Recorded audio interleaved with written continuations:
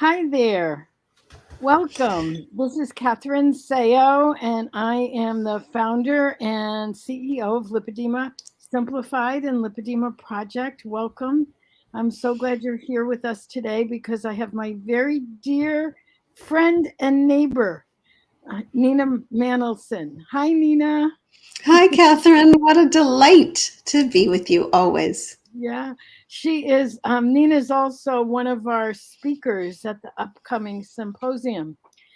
So you know how life works. I've been living here, I think like a dozen years or so. And a friend of mine said, "Do you know that there's a woman who lives just around the block who does very similar work as the work that you're doing?" I'm like, "Really?" So Nina and I connected several years ago, and Nina's work is so fabulous. Obviously, we're bringing her in to speak at the symposium. So, and I've done a number of her courses and have found them to be so helpful. Nina, can you share a bit about, you know, how you came to first of all, what it is, and then a Yeah, little bit about yourself and how you came to it? absolutely. So, the work that I am completely passionate and committed to is body peace work, right? How do we have a relationship with our body that's based on respect and caring and compassion and nourishment, deep nourishment, and true peace, right? Where we're not in that feeling of struggle and war. And I came to it because that was my experience, right? When I grew up I live in the Boston area near you, obviously. But I grew up in Montreal, and there's a French saying, je me sens bien dans ma peau. It means I feel good in my skin. And I would hear that and I'd be like, I don't even know what they're talking about. Like, and it had nothing to do with the language, right? It had everything to do with, I don't know what it feels like to feel good in my own skin, because I didn't feel that way. I always felt like I should have been taller and thinner and more fit and more petite, right? And I was in this constant struggle. And then I bought the hook, line, and sinker. Oh, try this diet, now this diet, now this diet, now this diet, now this diet. And always felt like there was something wrong with me, that I couldn't manage and control my body to where I thought it was supposed to be. And so the work that I do is really about flipping that outside in relationship, like, oh, I have to create this body to be something that somebody else says is acceptable, that has that thin privilege that you see people have in our culture, that is free of any fat phobia or weight bias that we have in our culture, right? There's a lot of ideal, sort of starry-eyed ideal that goes around little bodies. And I was like, oh, if I could just do that. And so this work is really about, instead of having that outside, like, let me have that other body out there, how do I have this body? How do I create, we've talked about this idea of the real you. How do I create this relationship with my body that has intense wisdom and has unique needs? Uh, it's hard for me to be speechless.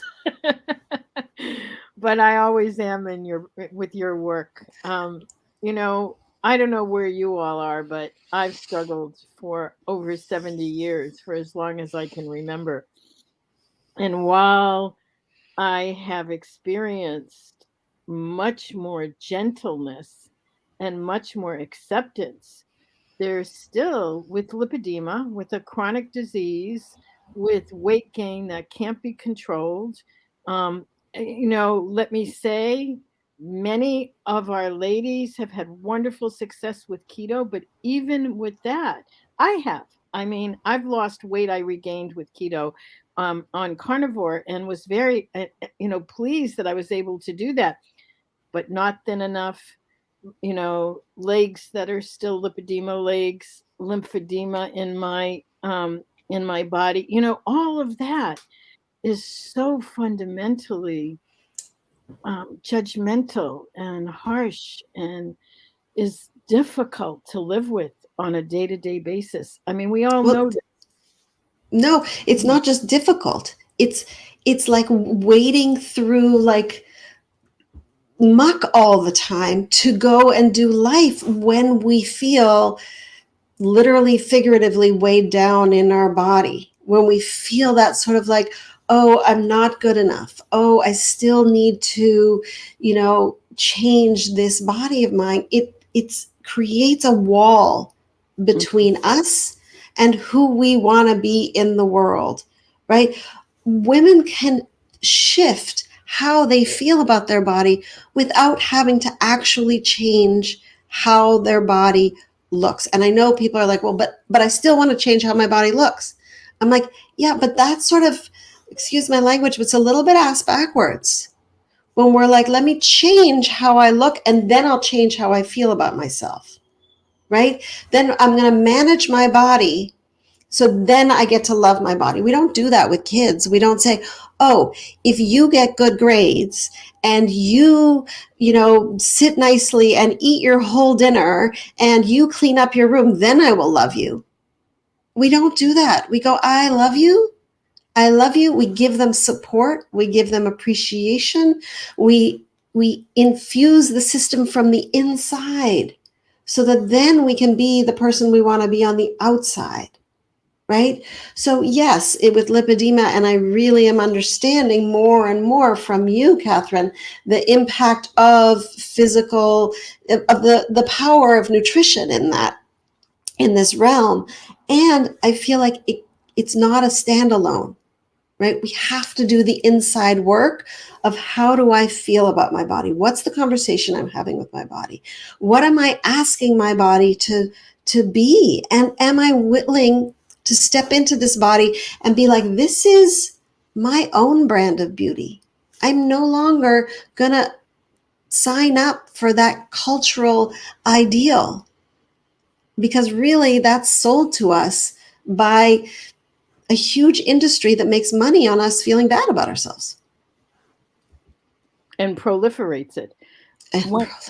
One of the things in my research, so I've done a lot of research. This was a lot of my academic research, because when I couldn't control my own body, I had to figure it out. And so my research studies were about this. And one of the things that was stunning to me is that the folks that own, I believe, if my recollection is correct, Nestle's.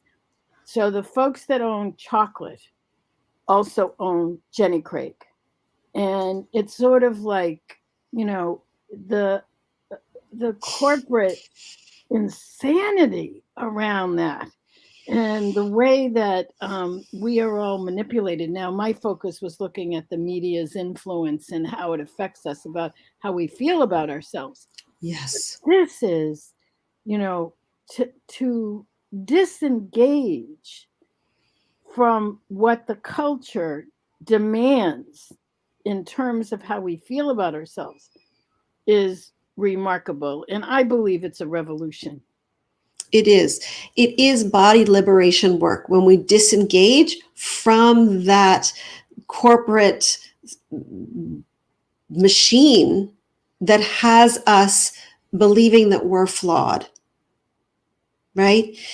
We want to be in our relationship with our body, right? When people have no idea like what the heck I do, like I'm on a plane, and they're like, I'm a body peace coach, and it's right over their head, right? I'm like, well, think about it this way, right? When someone is in a couple and that coupledom is not going so well, they go to therapy to work out that relationship. How are they talking to each other? What are the unset expectations?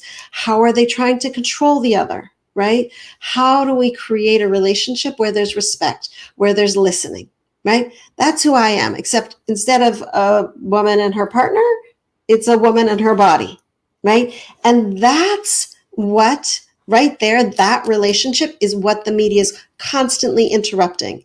And the way I often think about it is, if you were with a partner and someone kept getting in the middle of you in bed at night and going, so you know what I think you should do? Here's how I think you guys should relate to each other. You'd be like, excuse me, my relationship. This is my intimate relationship with my partner. Get out of my bed.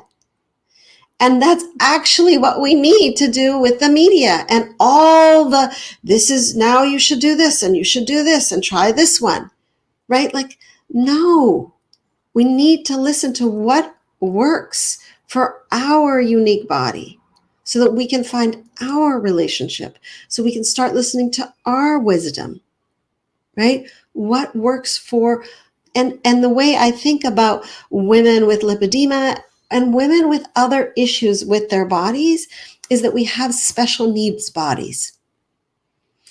And often it's very helpful. And I think of myself, right? I don't have lipedema, but man, do I have like a whole list of special needs. I have a body that's sensitive to a zillion different foods and this and that and the other. And sometimes I'm like, oh yeah, I have a body with special, unique needs. So I have to listen in. I have to tune in. I have to learn the language of my own body and learn how to support and nourish and appreciate this body. Not trying to body hop and be that body, which I tried for literally over 3 decades. It's amazing, isn't it? It's like, we turn ourselves into pretzels trying to do this, and it's the same, like a vicious cycle where we do the same thing again and again and again and expect different results. And the truth is that there's an intervention. So let me take a moment and just say that Nina's, as I mentioned, is going to be one of our speakers at the symposium. I'm going to put up the right there. There's a ticker tape. Also, if you're on Facebook, above where we are, there's a link. If you're on YouTube, below us, there's a link so that you can get information. The symposium is October 22, 23, and 24. It is virtual.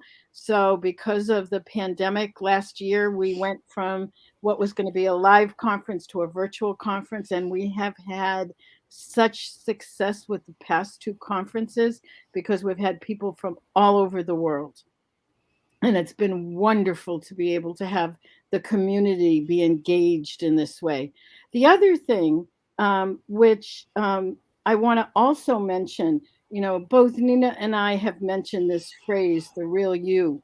Well, we are doing a special course right after the symposium called The Real You, which is about body peace. It is about listening, stopping and listening and entering into a deepening, intimate relationship with yourself and with your body. We actually have 2 courses that are starting right after the symposium. One is the avenue of going around keto and compression.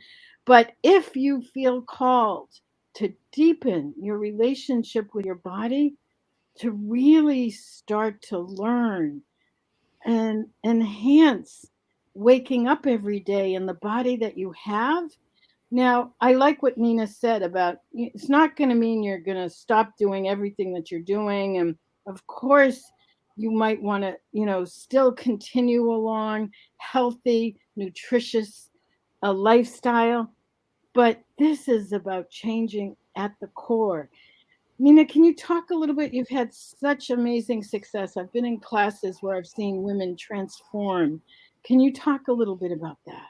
Yeah, I have a wonderful group, the Body Peace Seekers. And this week someone said, I was trying to think like how I've changed. And she's like, I think I would say like fundamentally, I just don't hate myself anymore. I was like, she said it's so low key. I was like, fundamentally, that's huge. Fundamentally, that's it, right? I don't hate myself anymore. And someone else said, I don't beat myself up after I eat, right? I don't go, oh, I should have, I would have, I could have tomorrow. She's like, that's just not the conversation, right? The conversation is not one of making, of war, of struggle. The conversation with myself, she said, first of all, I'm having a conversation with myself. She said, when I started this work, I was like, this is so weird. Like, What do I need? What do I want? What am I hungry for? She was like, I thought like it's like having like a multiple personality disorder, like trying to have this conversation with my body, right? So what I'm seeing in the women that I work with is this, oh, I have a body. She has wisdom. I can engage with her and truly hear what she says and respond to her with respect. So I invite you all to come join us at the symposium for sure.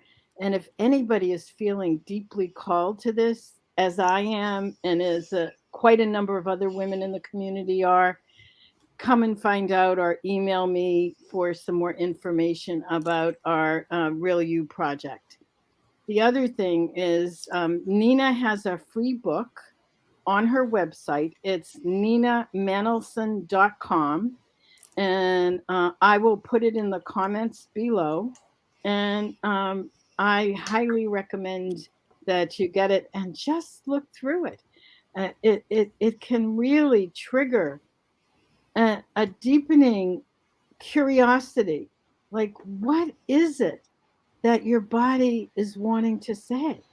What is it? What is that wisdom that you have not been able to hear because of your own self-judgment, is what it comes down to.